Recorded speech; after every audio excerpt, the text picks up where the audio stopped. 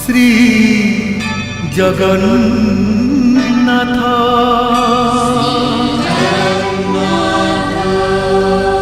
শ্রী জগন্নাথ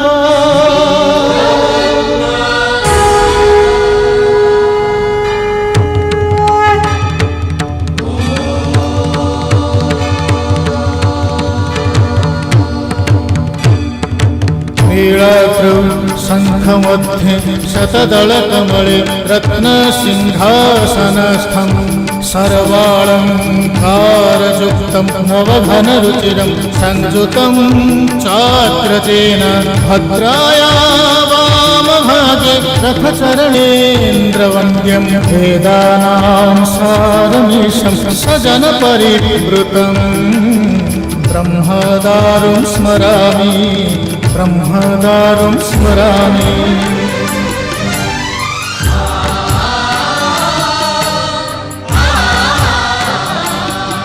तुमे अनंत क्षय हे जगन्नाथ तुमे अव्यक्त अक्षर हे जगन्नाथ निज इच्छारु सृजिल हे जगत आदि नाही जे तुमार नाही अंत तुमे पवित्र ओंकार चिर सत्य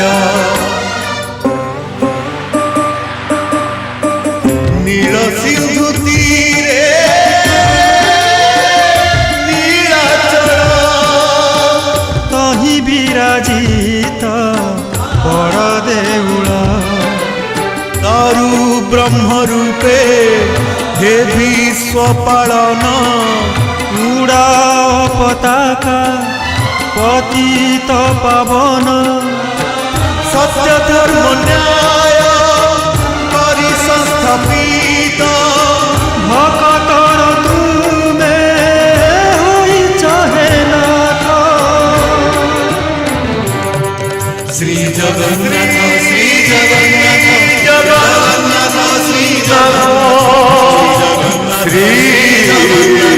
श्री जगन्नाथ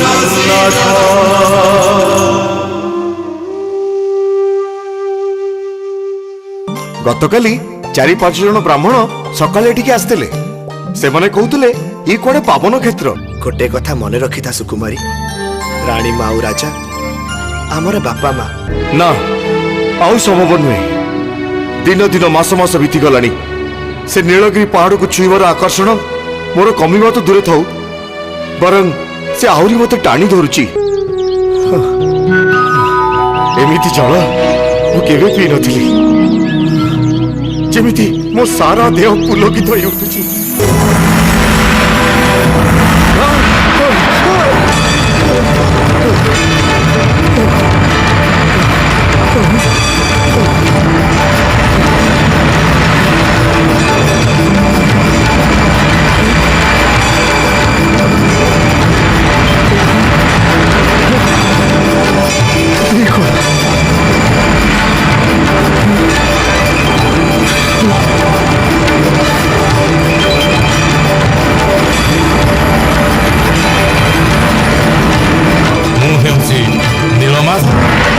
सत्य जुगरु नीलगिरी पर्वतरे विराजमान करुथिले प्रभु नीलमाधव तांकर चतुर्भुजरे थिला शंख चक्र गदा पद्म दिव्यालंकार भूषिता होई वाम पार्श्वरे वीणावादन करुथिले देवी लक्ष्मी तांकर पश्चिम भागरे सहस्र फणा टेकी छत्राकार रहिथिले अनंत नाग एवं सम्मुखरे कर जोड़ी प्रार्थना करुथिले गरुड़ मात्र विश्वावसु भावरे एपरि विभोल हो जाइथिले ओ अवचेतन अवस्था थिले जे तांकु केवल नीलमाधवଙ୍କ मूर्ति देखा जाउथिले निजर प्रारब्ध ओ पुण्य बळरु से नीलमाधवଙ୍କ मुखरु शुणुथिले अवतार लीला।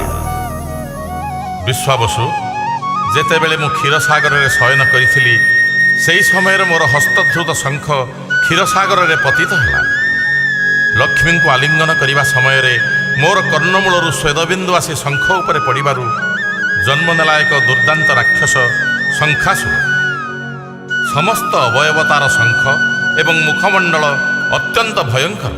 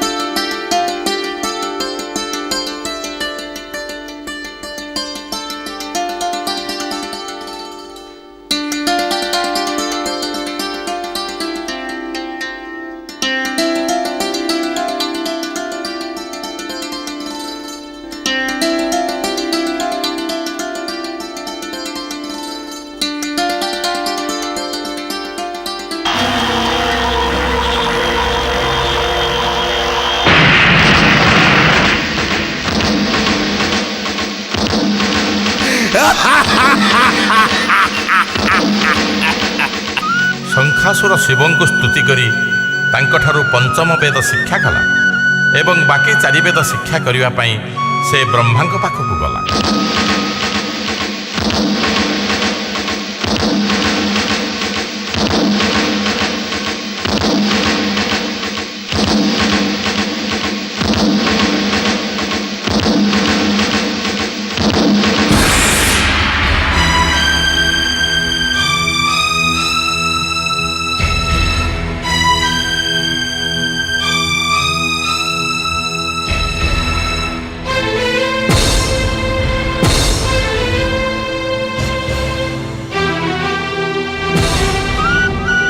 ବ୍ରହ୍ମା ଭୟ କଲେ 4 ବେଦ ପଢ଼ି ସାରିବା ପରେ ଶଙ୍ଖାସୁର ପୃଥିବୀର କ୍ଷତି କରିପାରେ, ଏଣୁ ସେ ବେଦ ଶିକ୍ଷା ଦେବାକୁ ମନା କଲେ।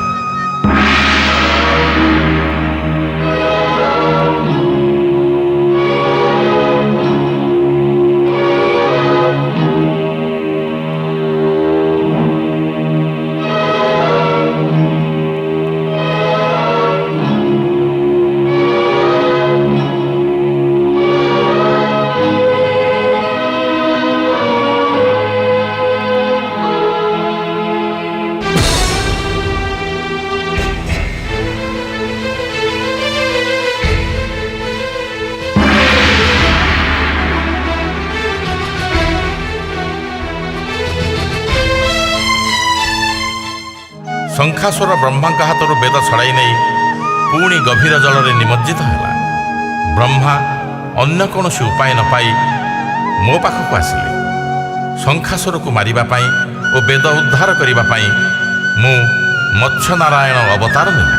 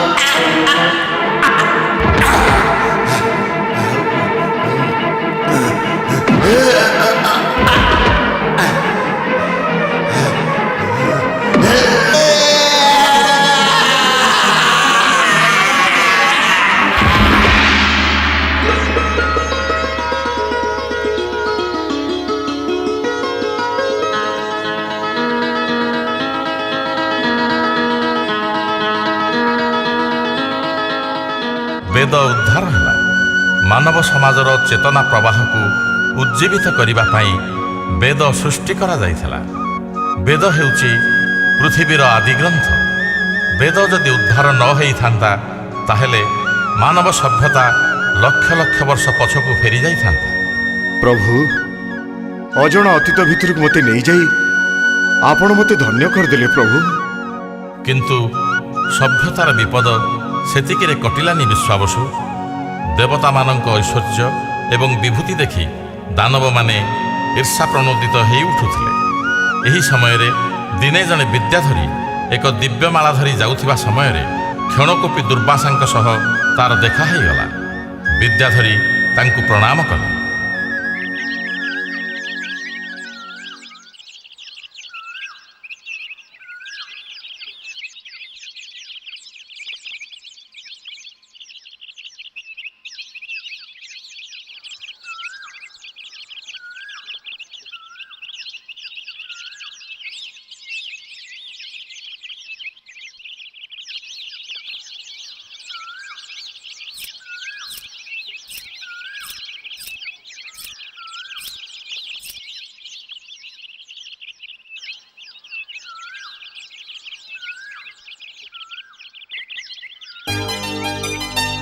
तमे किए सुंदरी?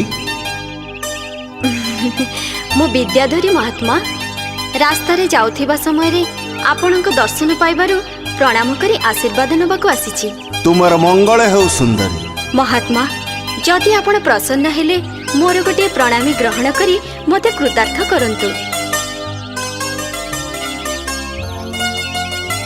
एइटी अत्यंत महार्घ रत्नमाला महात्मा। अत्यंत मनमुग्धकर होइछि। किंतु मु तो जने सर्वस्व त्यागी सन्यासी। मुए दुर्लभ माला कौन करिबि? ताहा आपणक इच्छा उपरे निर्भर करे महात्मा। किंतु ए दासीर दान को आपण प्रत्याख्यान करंतु नहीं। ना, प्रत्याख्यान करूनी। किंतु हाँ, निकटर मोर इंद्रलोक जिबार अछि। इंद्रंक गळारे एपरि माला शोभा पाइबो। मु तांकु ही ए माला उपहार देबी। जहाँ आपणक इच्छा महात्मा।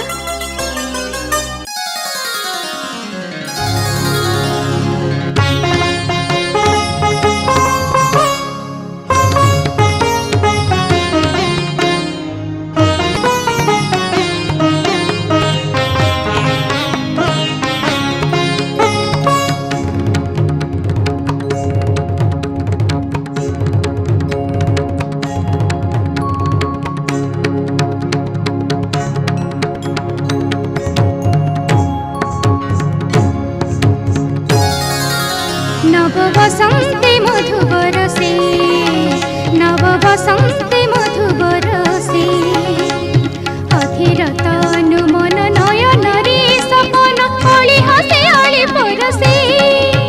नव बसंते मधु बरसे, नव बसंते मधु बरसे।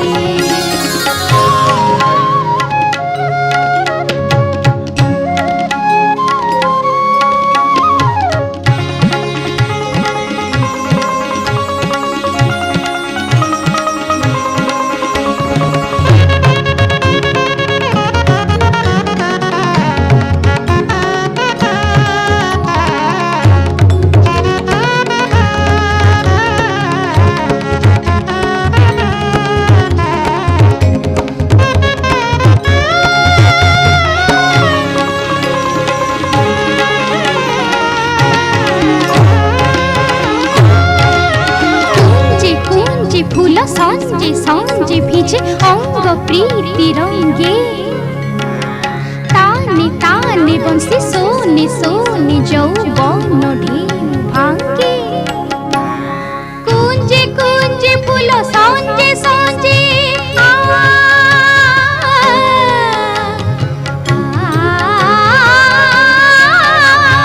कुंजे कुंजे फूल सांजे सांजे भिजे अंग प्रीति रंगे।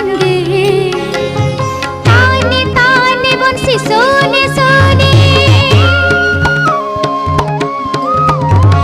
ताने ताने बंसी सोने सोने यौवन ढेउ भांगे। ए सुर मूर्छना करुछिया नमन कबीर कल्पन वीणार आलापन। ए सुर मूर्छना करुछिया नमन कबीर कल्पन वीणार आलापन।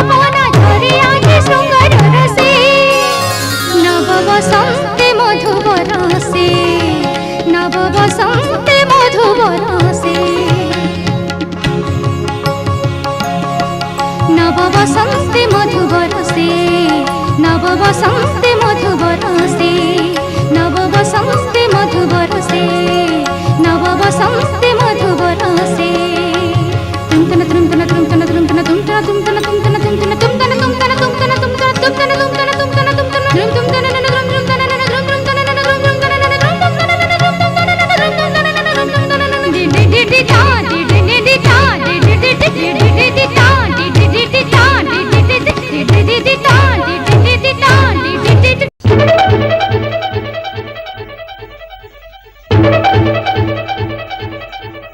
नृत्य बंद है कहीं महर्षि दुर्वासा देवसभा मध्य प्रवेश करिसेंती। से जे होना कहीं मोर बिना अनुमति तम मानकर नृत्य बंद करने उचित नथिला।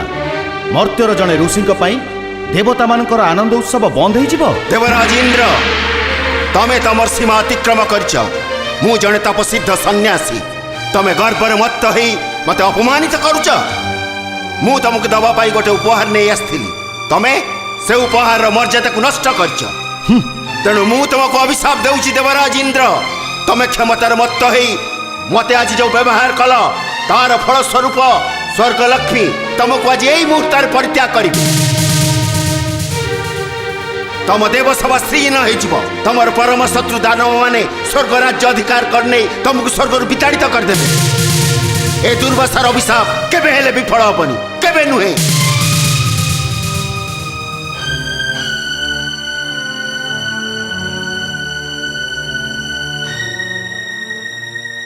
विश्वावसु इंद्र सभारे दुर्वासा अभिशाप दे चली आसिबा परे स्वर्गलक्ष्मी इंद्र को परित्याग कले।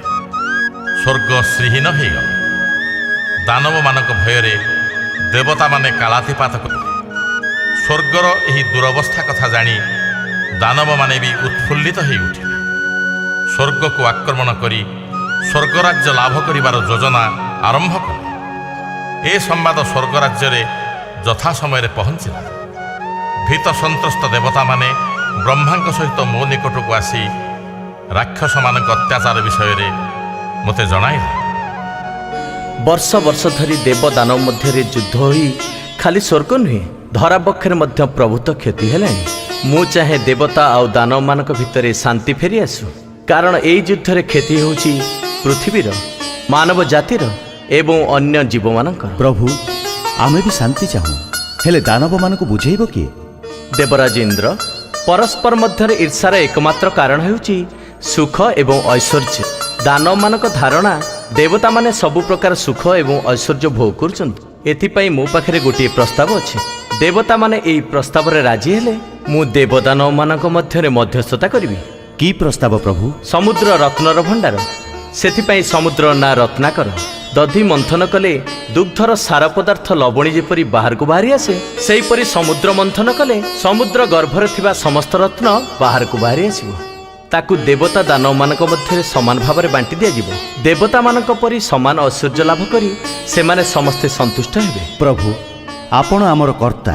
एहा द्वारा जदि देवता दानवंक मध्यरे शांति प्रतिष्ठा हो पारुछि आमे एथिरे आपत्ति करिबु काहेकि? मो प्रस्ताव रे दानव माने मध्य राजी हो गले। मंदर पर्वत को मंथन दंड करागला। बासुकी हेले रज्जु तांकर मस्तक भाग दानव माने धरिले एवं लांज धरिले देवगण। किंतु समुद्र गर्भरे दृढ़ भूमि नथिबारु मंदर पर्वत घूरी पारिला नहीं। अन्य उपाय न देखी मो शरीररु मु जात कली कूर्म।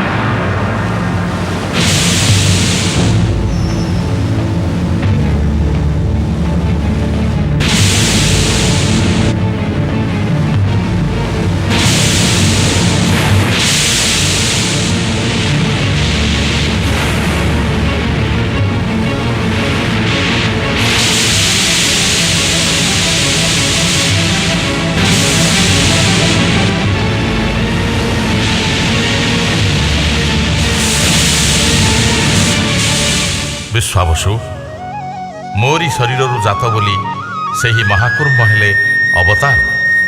ତାଙ୍କର ପିଠି ଉପରେ ମନ୍ଦର ପର୍ବତ ରଖି ସମୁଦ୍ର ମନ୍ଥନ କରାଗଲା। ଅତ୍ୟଧିକ ଘର୍ଷଣ ଫଳରେ ବାସୁକୀଙ୍କ ମୁଖରୁ ଗରଳ ନିର୍ଗତ ହୋଇ ଧରାପୃଷ୍ଠକୁ ବ୍ୟାପିବାରେ ଲାଗିଲା। ଏହି ଗରଳର ଜ୍ୱାଳା ଏତେ ପ୍ରଖର ଥିଲା ଯାହା ଧରାପୃଷ୍ଠକୁ ଜୀବନ ଶୂନ୍ୟ କରିଦେଇଥାନ୍ତା। ପୃଥିବୀକୁ ରକ୍ଷା କରିବା ପାଇଁ ମହାଦେବ ଶିବ ସେହି ଗରଳକୁ ଆକଣ୍ଠ ପାନ କରି ନୀଳକଣ୍ଠ ବୋଲାଇଲେ।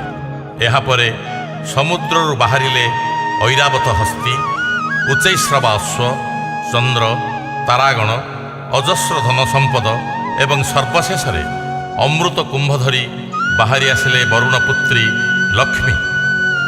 ଧନରତ୍ନ ସବୁ ସମାନ ଭାବରେ ବଣ୍ଟାଗଲା। ଇନ୍ଦ୍ର ନେଲେ ଐରାବତ ହସ୍ତୀ, ଉଚ୍ଚୈଶ୍ରବା ଅଶ୍ୱ। ଲକ୍ଷ୍ମୀଙ୍କୁ ମୁଁ ପତ୍ନୀ ରୂପରେ ଗ୍ରହଣ କଲି। କିନ୍ତୁ ଅମୃତ ପିଇ ଅମର ହେବା ପାଇଁ ଦେବଦାନବଙ୍କ ମଧ୍ୟରେ ପୁଣି ବିଦ୍ୱେଷ ଆରମ୍ଭ ହୋଇଗଲା। କିଏ ବା ଅମର ହେବାକୁ ନ ଚାହେଁ? କିନ୍ତୁ ମୁଁ ଜାଣିଥିଲି ଦାନବମାନେ ଯଦି ଅମୃତର ଅଧିକାରୀ ହୁଅନ୍ତି ତାହେଲେ ଏ ପୃଥିବୀ ସ୍ୱର୍ଗ ସବୁ ଧ୍ୱଂସ ହୋଇଯିବ।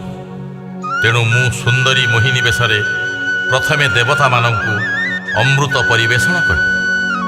ପରିବେଷଣ ଏପରି ହେଲା ଯେ ଦେବତାମାନଙ୍କ ପାଖରେ ସବୁ ସରିଗଲା।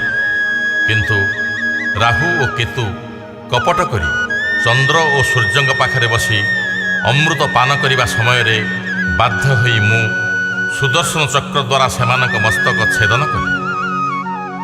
କିନ୍ତୁ ଦେହ ସିନା ମରିଗଲା, ହେଲେ ଅମୃତ ସ୍ପର୍ଶରେ ମସ୍ତକମାନେ ଏବେ ବି ଜୀବିତ। ବିଶ୍ୱାବସୁ, ମୋ କଥା ତୁମକୁ ଆଶ୍ଚର୍ଯ୍ୟ କରୁଥିବ, ହେଲେ ଧରାବକ୍ଷରେ ଯେତେବେଳେ ବିପଦ ସୃଷ୍ଟି ହୁଏ ତାକୁ ଦମନ କରିବା ପାଇଁ ଅନ୍ୟ କୌଣସି ଉପାୟ ନଥାଏ। ସେତେବେଳେ ମୋରି ଇଚ୍ଛାରୁ ମୋରି ଶରୀରରୁ ଜନ୍ମ ନିଅନ୍ତି ଅବତାରମାନେ।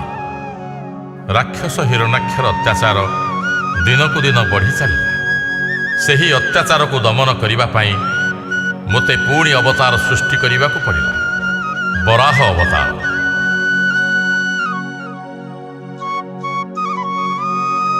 ବିଶ୍ୱାବସୁ, କାଶ୍ୟପ ଋଷିଙ୍କର ପ୍ରଥମ ସ୍ତ୍ରୀ ଦିତିଙ୍କ ଗର୍ଭରୁ ଦୁଇଟି ଦାନବ ଜନ୍ମ ହୋଇଥିଲେ, ହିରଣ୍ୟାକ୍ଷ ଓ ହିରଣ୍ୟକଶିପୁ। ସେମାନେ ଏତେ ଦୁର୍ଦାନ୍ତ ଦୁର୍ଦ୍ଧର୍ଷ ହୋଇ ଉଠିଥିଲେ ଯେ ପୃଥିବୀ ଟଳମଳ ହୋଇ ଉଠିଲା। ସ୍ୱର୍ଗରାଜ୍ୟ ଥରହର ହେଲା। ସେମାନେ ସ୍ୱର୍ଗରାଜ୍ୟ ଜୟ କରିବା ପାଇଁ ଦାନବ ସେନା ନେଇ ସ୍ୱର୍ଗ ଆକ୍ରମଣ କଲେ। ସ୍ୱର୍ଗ ସେମାନଙ୍କର ପଦାନତ ହେଲା। ଦେବତାମାନେ ସ୍ୱର୍ଗ ଛାଡ଼ି ପଳାୟନ କଲେ। ମହାବିଷ୍ଣୁ ମାତା ଲକ୍ଷ୍ମୀଙ୍କୁ ପ୍ରଣାମ। କି ସମ୍ବାଦ ବ୍ରହ୍ମଦେବ? ସମ୍ବାଦ ଗୁରୁତର ପ୍ରଭୁ। କାଶ୍ୟପ ପୁତ୍ର ହିରଣ୍ୟାକ୍ଷ ଆଉ ହିରଣ୍ୟକଶିପୁ ସ୍ୱର୍ଗରାଜ୍ୟ ଅଧିକାର କରିସାରିଛନ୍ତି। ଦେବତାମାନେ ଯୁଦ୍ଧରେ ପରାସ୍ତ ହୋଇ ପଳାୟନ କରିଛନ୍ତି। କିନ୍ତୁ ସେମାନଙ୍କର ତ ମୃତ୍ୟୁ ନାହିଁ। ଅମୃତ ପାନ କରି ସେମାନେ ଅମର। କିନ୍ତୁ ପ୍ରଭୁ, ଅପମାନର ବିଷ ଦେବତାମାନଙ୍କର ଅମରତ୍ୱକୁ ବି ଉପହାସ କରୁଛି। ଖାଲି ସେତିକି ନୁହେଁ, ହିରଣ୍ୟାକ୍ଷ ହିରଣ୍ୟକଶିପୁକୁ ସ୍ୱର୍ଗରାଜ୍ୟ ଦେଇ ପାତାଳକୁ ପ୍ରବେଶ କରିବାକୁ ଯାଉଛି। କାରଣ କ'ଣ? ବାସୁକୀ ମସ୍ତକରୁ ପୃଥିବୀକୁ ଛଡ଼େଇ ଆଣି ଧ୍ୱଂସ କରିବା ତାର ଅଭିପ୍ରାୟ। ତାକୁ ପ୍ରତିହତ କରିବାର କ'ଣ କୌଣସି ଉପାୟ ନାହିଁ? ହିରଣ୍ୟାକ୍ଷର ଧ୍ୱଂସରେ ହିଁ ଏ ସମସ୍ୟାର ସମାଧାନ ହୋଇପାରିବ ପ୍ରଭୁ।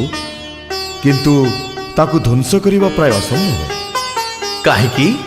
ଯେ ପର୍ଯ୍ୟନ୍ତ ସେ ନିଜ ପିତା କାଶ୍ୟପଙ୍କ ଆଶୀର୍ବାଦ ଲାଭ କରୁଥିବେ ଏବଂ ମାତା ଦିତିଙ୍କର ସ୍ତନ୍ୟପାନ କରୁଥିବେ, ସେ ପର୍ଯ୍ୟନ୍ତ ତାଙ୍କୁ ଦମନ କରିବା ଅସମ୍ଭବ। ବ୍ରହ୍ମଦେବ, ଆପଣ କାଶ୍ୟପ ଏବଂ ଦିତିଙ୍କୁ ଏ କାର୍ଯ୍ୟରୁ ବିରତ ହେବାକୁ ଅନୁରୋଧ କରନ୍ତୁ। ସେ ନିଶ୍ଚୟ ଆପଣଙ୍କ କଥା ରଖିବେ। କେହି ଚାହେଁନି ନିଜ ଅଗଣାରେ ଉଠିଥିବା ବିଷବୃକ୍ଷ ପରିବେଶକୁ ବିଷାକ୍ତ କରୁ। ମାତା ଦିତି ଆଉ କାଶ୍ୟପଙ୍କୁ ଅନୁରୋଧ କରିସାରିଲା ପରେ ମୁଁ ହିରଣ୍ୟାକ୍ଷକୁ ବଧ କରିବା ପାଇଁ ପାତାଳକୁ ଯିବି। ତାପରେ ମୋତେ ନେବାକୁ ପଡ଼ିଲା ବରାହ ଅବତାର।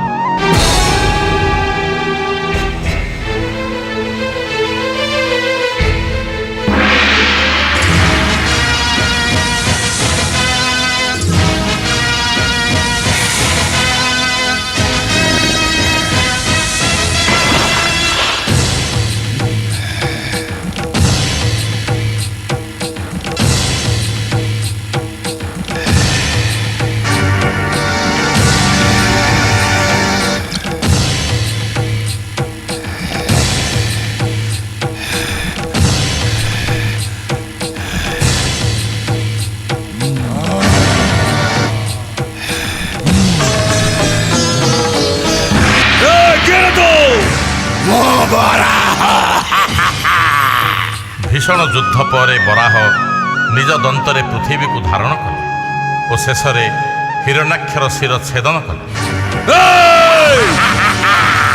କଣ ଖୋଜୁଛୁ ତୁ ଏଠି? ମୋ ମୃତ୍ୟୁକୁ।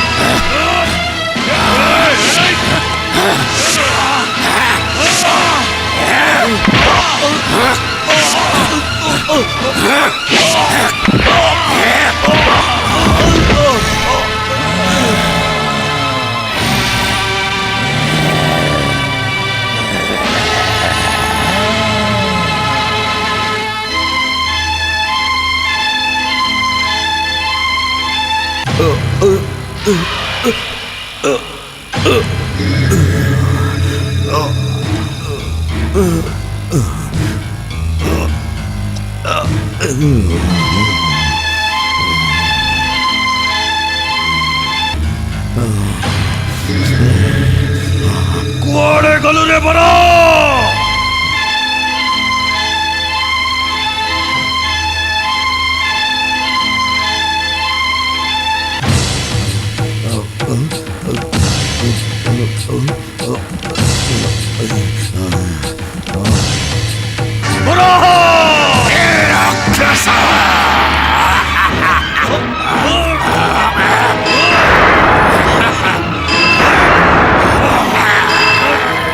ଦୁଷ୍ଟ ବର,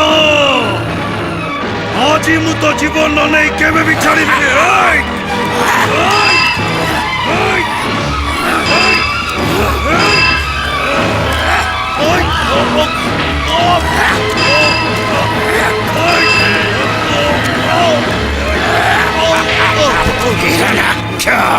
ଯଦି ନିଜକୁ ରକ୍ଷା କରିବାର ଅଛି ତ କରିନେ।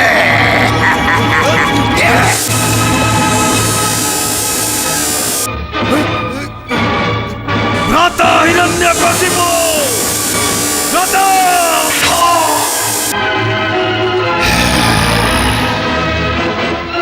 ବରା ଅବତାର ଭଗବାନ ନାରାୟଣଙ୍କର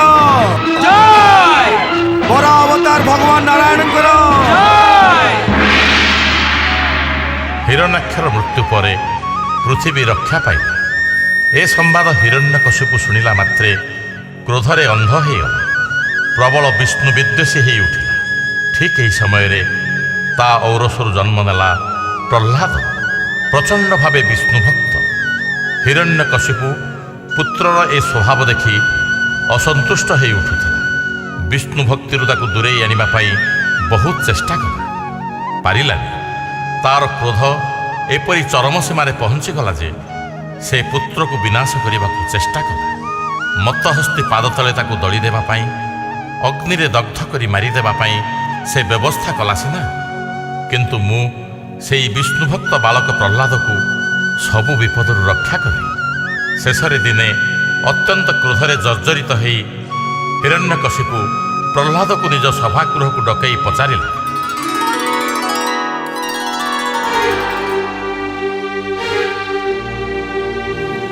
ପ୍ରହ୍ଲାଦ, କାହାକୁ ତୁ ପ୍ରଣାମ କରୁଛୁ? କାହିଁ ତୋର ଭଗବାନ? ପିତାଶ୍ରୀ, ଏବେ ଏବେ ମୁଁ ଏ ଖମ୍ବରେ ଶ୍ରୀହରି ବିଷ୍ଣୁଙ୍କୁ ଦର୍ଶନ କଲି। କଣ କହିଲୁ? ତୋ ଭଗବାନ ଏ ଖବର ଅଛି? ହଁ ପିତାଶ୍ରୀ, ଶ୍ରୀହରି ବିଷ୍ଣୁ ଜଳ, ସ୍ଥଳ, ଗଗନ, ପବନ, ବୃକ୍ଷଲତା ସବୁଠି ଅଛନ୍ତି।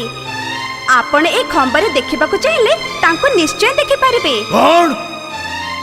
ଯଦି ତୋର ଭଗବାନ ଏ ଖମ୍ବ ଭିତରେ ଲୁଚି ରହିଛେ, ମୁଁ ଏବେ ତାକୁ ଏଇ ଶେଷ କରିଦେବି।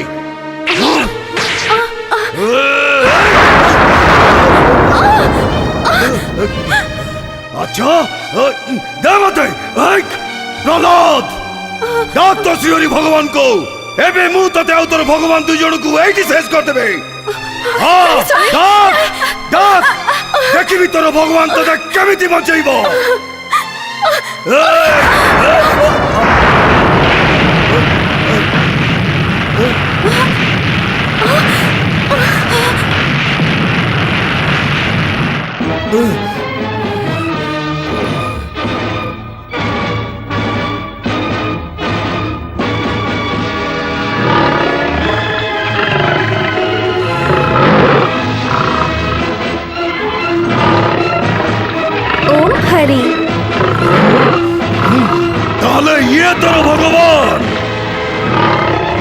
না সে মানব না সে পশু।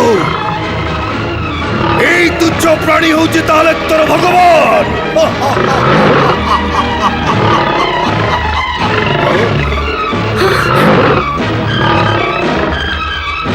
এ বহুরূপে এবে মধ্যে এইটি বধ করিবে।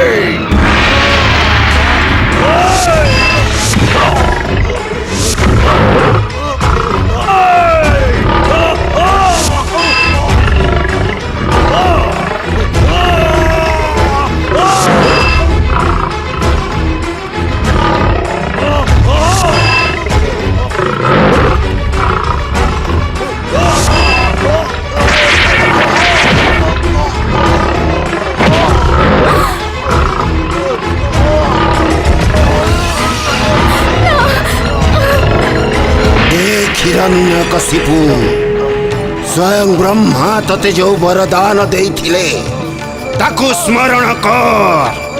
ଏବେ ସେଇ ସମୟ ଆସିଛି। ତୁ ଅସ୍ତ୍ରରେ ଛିଡ଼ିବୁ ନାହିଁ, ଜଳରେ ବୁଡ଼ିବୁ ନାହିଁ, ଅଗ୍ନିରେ ବି ପଡ଼ିବୁ ନାହିଁ, ଦିନରେ ମରିବୁ ନାହିଁ କି ରାତିରେ ବି ମରିବୁ ନାହିଁ। ଆକାଶ କି ପୃଥିବୀ, ଘର କି ବାହାର, କେଉଁଠି ତୋର ମୃତ୍ୟୁ ହବ ନାହିଁ। ରାକ୍ଷସ କି ମାନବ, ପଶୁ କି ପକ୍ଷୀ, କେହି ତତେ ମାରିପାରିବେ ନାହିଁ। ଆରେ ମୂର୍ଖ, ସେ ସବୁର ଉର୍ଦ୍ଧ୍ୱରେ ତୋର ମୃତ୍ୟୁ ଲେଖା ହେଇଛି। ତତେ ମାରିବା ପାଇଁ ମୁଁ ନରସିଂହ ଅବତାର ନେଇଛି। ନରସିଂହ ଅବତାର।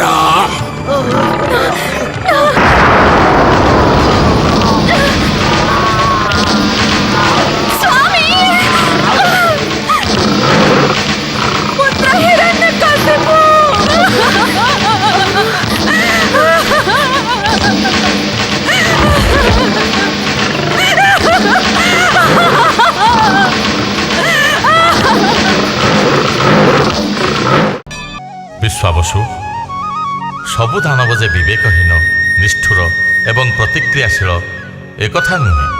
ଅନେକ ଦୈତ୍ୟ ଅଛନ୍ତି ଯେଉଁମାନେ ଦାନ, ଧର୍ମ, ଜ୍ଞାନ ଏବଂ ବୈରାଗ୍ୟରେ ଦେବତାମାନଙ୍କ ଠାରୁ ମଧ୍ୟ ଅଧିକ। କିନ୍ତୁ ସବୁଥିରେ ଗୋଟେ ସୀମା ଥାଏ। ସେ ସୀମା ଅତିକ୍ରମ କରିଗଲେ ସୃଷ୍ଟିର ନିୟମ ବିପର୍ଯ୍ୟସ୍ତ ହୁଏ। ସେହିପରି ଜଣେ ଦାନବ, ତାଙ୍କ ନାମ ହେଲା ବଳି। ସେ ଜଣେ ଧର୍ମାତ୍ମା ଥିଲେ। ଦାନୀ ହିସାବରେ ସ୍ୱର୍ଗ, ମର୍ତ୍ତ୍ୟ, ପାତାଳ ସବୁଆଡ଼େ ତାଙ୍କ ନାଁ ବ୍ୟାପି ଯାଇଥିଲା। ଏହାଦ୍ୱାରା ତାଙ୍କ ମନରେ ଅହଙ୍କାର ଜାତ ହେଲା। ଏଣୁ ବାମନ ଅବତାରରେ ତାଙ୍କର ସେହି ଅହଙ୍କାରକୁ ଭାଙ୍ଗି ଦିଆଗଲା।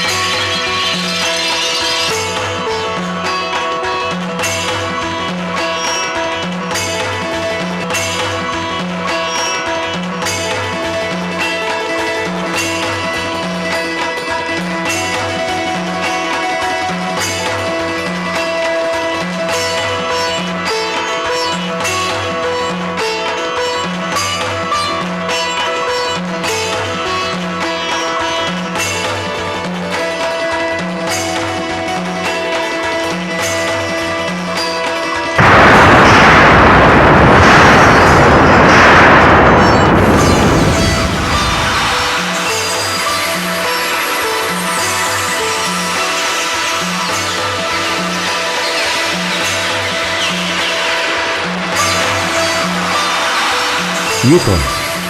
ବିଷ୍ଣୁଙ୍କ ନକ୍ଷତ୍ରରୁ ଦେବୀ ଗଙ୍ଗାଙ୍କ ଆବିର୍ଭାବ। ଏବେ ତ ତାଙ୍କ ଅବତରଣର ସମୟ ହେଇନି। ମୋତେ କିଛି କରିବାକୁ ପଡ଼ିବ।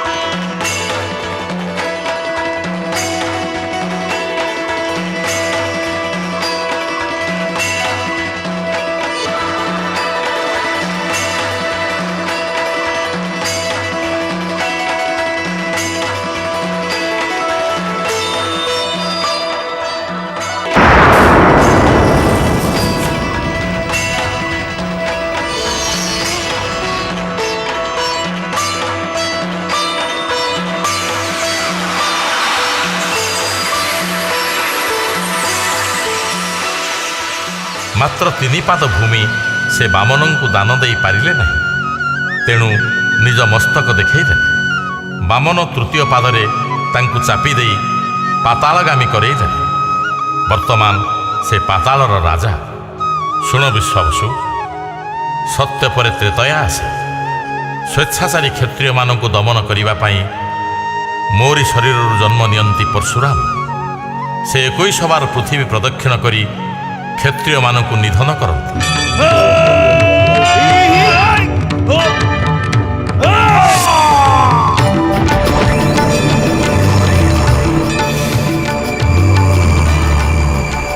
କିନ୍ତୁ ବଞ୍ଚି ରହିଯାନ୍ତି ଇକ୍ଷ୍ୱାକୁ ବଂଶର ରଘୁଙ୍କର ଦାୟାଦ ଦଶରଥ। ବହୁଦିନ ଅପୁତ୍ରିକ ରହିବା ପରେ ଋଷ୍ୟଶୃଙ୍ଗ ମୁନିଙ୍କ ଦ୍ୱାରା ପୁତ୍ରେଷ୍ଠି ଯଜ୍ଞ କରାଇ 4 ସନ୍ତାନଙ୍କର ଜନକ ହୁଅନ୍ତି ସେ। ପ୍ରଥମ ସନ୍ତାନ ମୋ ଶରୀରରୁ ଜାତ ହୁଅନ୍ତି। ତାଙ୍କର ନାଁ ରାମ। ମର୍ଯ୍ୟାଦା ପୁରୁଷ ହିସାବରେ ସେ ସମସ୍ତଙ୍କର ପୂଜ୍ୟ ହୁଅନ୍ତି। ଗୋଟିଏ ଆଦର୍ଶ ସେ ଧରାବକ୍ଷରେ ରଖିଦେଇ ଯାଆନ୍ତି। ସେହି ଆଦର୍ଶ ହେଉଛି ସତ୍ୟରକ୍ଷାର ଆଦର୍ଶ। ପିତୃସତ୍ୟ ପାଳନ ଲାଗି ଅଯୋଧ୍ୟାର ରାଜସିଂହାସନ ତ୍ୟାଗ କରି ସେ 14 ବର୍ଷ ବନବାସ କରନ୍ତି।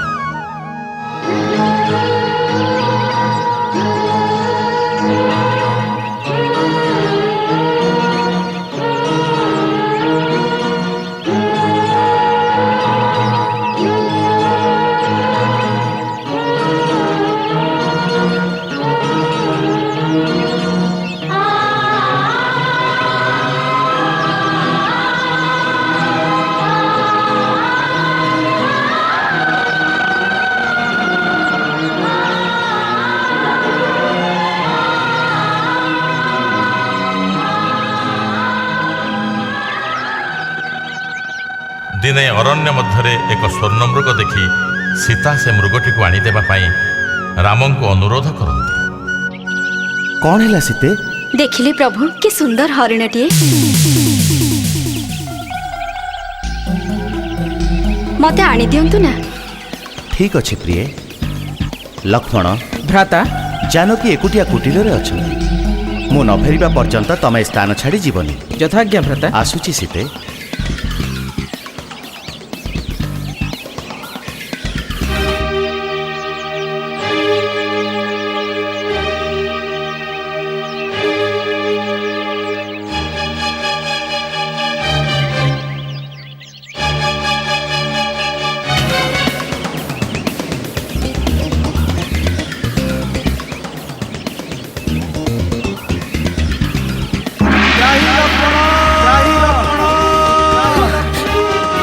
ଲକ୍ଷ୍ମଣ, ଲକ୍ଷ୍ମଣ, ଲକ୍ଷ୍ମଣ, ଲକ୍ଷ୍ମଣ!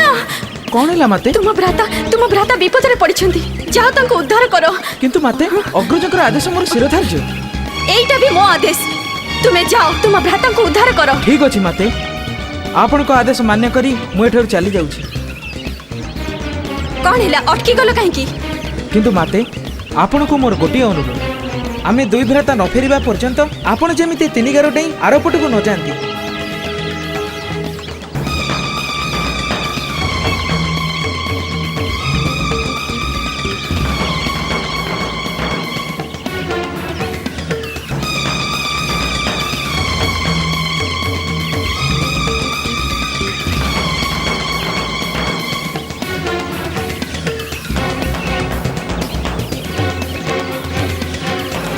ଯାଅ ଲକ୍ଷ୍ମଣ, ଶୀଘ୍ର ଯାଅ, ଆଉ ଡେରି କରନି। ଯଥାଜ୍ଞା ମାତେ।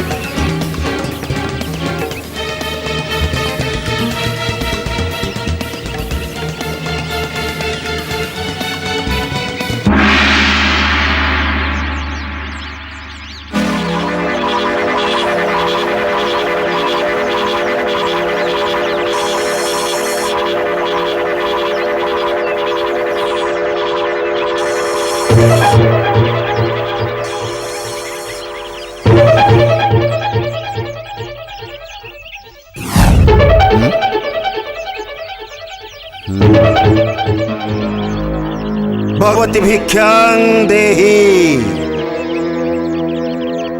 भिक्षां देहि।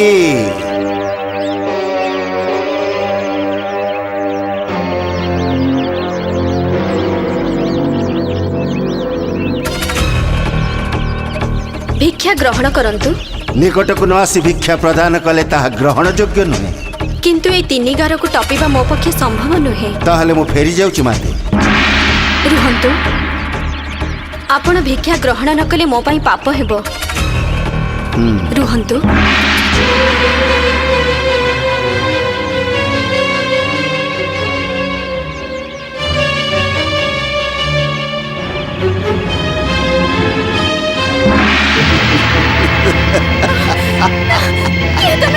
छाड़ी दियो मते।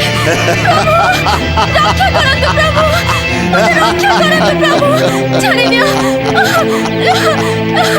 रक्षा करंतु प्रभु। सीते सीते लक्ष्मण मोर अनुमान सत्य सीते कुटीर नाहांती। तेबे भ्राता मु एपटे देखुची। ठीक अछि। सीते सीते सीते सीते लक्ष्मण भ्राता सीते कोठी नाहांती। आस लक्ष्मण। तामाने मोर अनुमान सत्य लक्ष्मण, किछि गोटाए अघटन घटिछि। आस लक्ष्मण। चलंतु भ्राता। आस। सीते सीते सीते सीते सीते सीते सीते आस लक्ष्मण। राम और लक्ष्मण सीता को खोजी खोजी जाई किष्किंधा अरण्य रे प्रवेश करती। सेठी बाली को हत्या करी बालीर भाई सुग्रीव सहित बंधुता स्थापन करती। लंकारे रावण को हत्या करी सीता को उद्धार करती।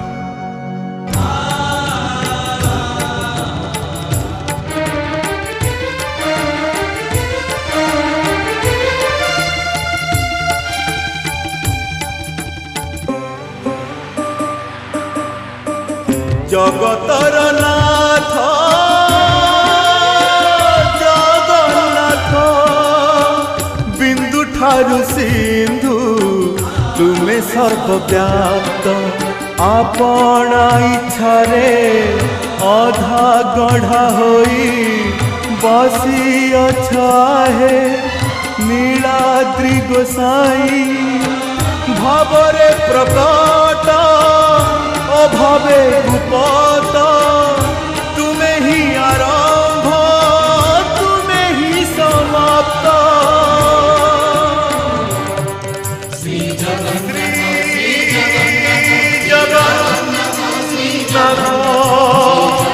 श्री जगन्नाथ